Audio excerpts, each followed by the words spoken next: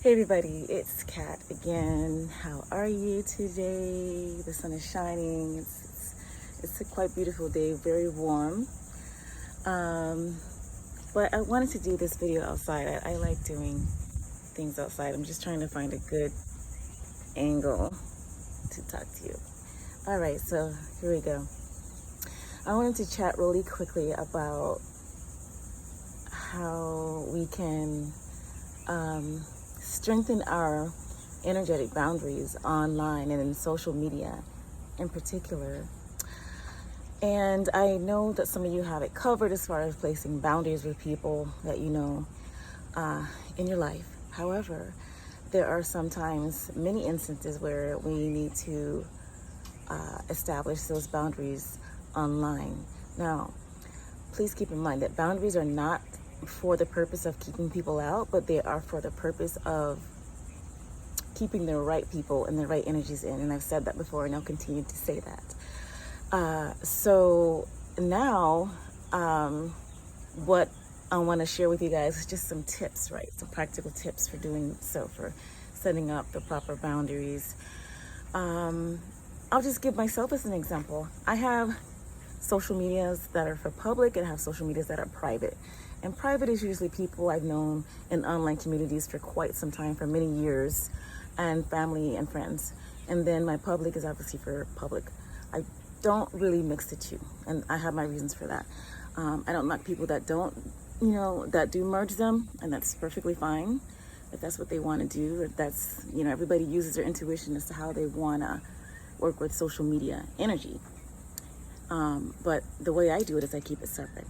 And even within my separate account, sometimes you'll notice, especially if you're a healer type, some folks might not always be happy with what you're doing out here.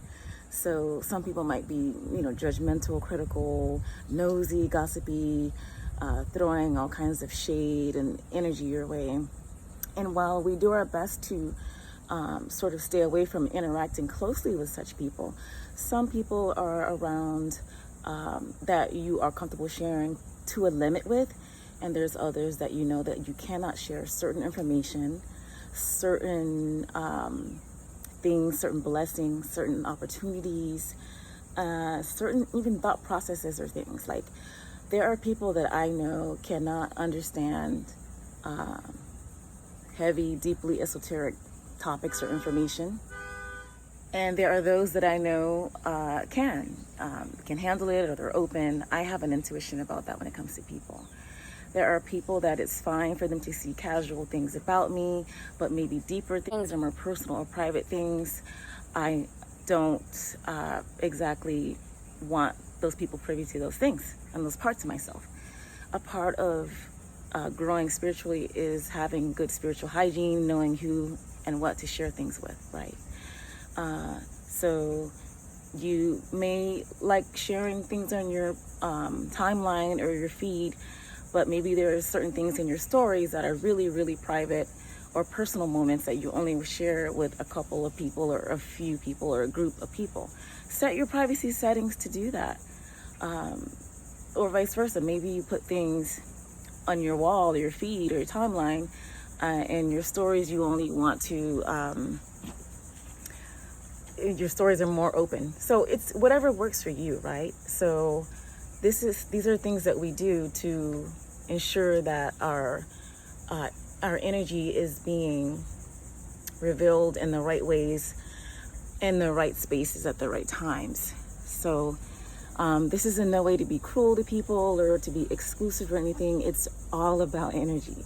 And if you know what I'm talking about, you know what I'm talking about. Everything's about energy. So with that said, just keep those things in mind. The more you are in touch with your intuition, the more you know what those types of people are, the types of people you can share certain things with and not. Some people will follow you because, maybe they change. Maybe they are cool with you, and then once you are growing and you're evolving, then they begin to have some other kind of feelings about you. Maybe you trigger them. I personally, tend to trigger a lot of people. Sort of like a catalyst energy. And if people aren't ready for that catalysm, that deep urging for them to explore their own inner worlds and to open their minds and to tap into things other than the mundane and the 3D, then they're not going to be accepting. They're going to reject my energy, and that's fine. And so I don't push certain things on people at the wrong times. Sure, they could come around at some point, again, meet you on a higher timeline where their understanding is there. And that's also fine. Be open to that as well. Just, set yourself up where you remain protected, and it's easy for you to navigate your social media without all of the drama. Another thing on YouTube, there are certain videos I close comments to and certain ones I don't, because I understand the sensitive nature. And it's not that I want to just put my opinion out there and not have responses. I'm completely open to respectful dialogue, even if there's a disagreement there. But the moment the ignorance starts, I gotta go. Sorry, I shut it down. I just wanted to leave you guys with those notes on that. It's important for us to, as we ascend to these higher levels of understanding and awareness within ourselves, that we understand that we can alleviate a lot, we can prevent rather a lot of drama and a lot of unnecessary energetic debris being thrown your way, affecting your mental health and all of that, by just really taking control over the way you handle your social media when it comes to your boundaries. Energetic boundaries for social media.